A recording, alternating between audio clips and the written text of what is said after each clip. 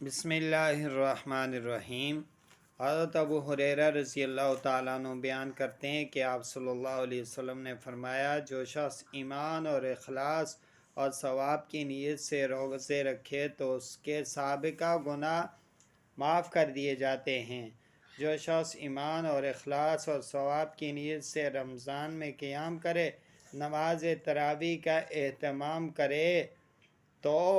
اس کے سابقہ گناہ معاف کر دیے جاتے ہیں، اور جو شخص ایمان اور اخلاص کے ساتھ شب قدر کا قیام کرے تو بھی اس کے سابقہ گناہ معاف کر دیے جاتے ہیں۔ تو سامعین محترم، حدیث کے کتنے زیادہ فضائل ہیں کہ جو شخص ایمان اور اخلاص کے ساتھ ثواب کی نیت سے روزے رکھے تو اللہ تعالیٰ گزشتہ سال کے گناہ معاف کر دیتے ہیں،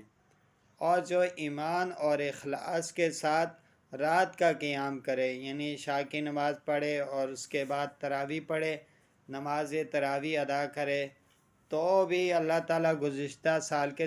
سارے گناہ معاف کر دیتے ہیں۔ اور اسی طرح جو شخص ایمان اور اخلاص کے ساتھ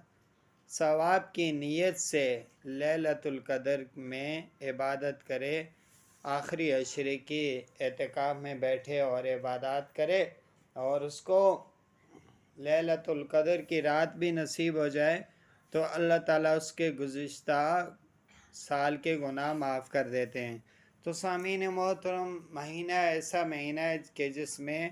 اللہ تعالیٰ ہر طرف سے اپنی رحمتیں، اپنے انعامات کی بارش کرتے رہتے ہیں۔ تو ہمیں چاہیے کہ ہم اس مہینے سے فائدہ اٹھائیں، اس کو قیمتی بنائیں، لایانی کاموں میں، لہو و لعب میں مصروف نہ رہیں، بلکہ پابندی کے ساتھ قرآن کی تلاوت کریں، پابندی سے نماز ادا کریں، اور پابندی کے ساتھ صورتیں تلاوت کریں، اور اس طرح پابندی کے ساتھ ہم نماز تراویح ادا کریں۔ تو اللہ تعالیٰ جو کچھ کہا سنا گیا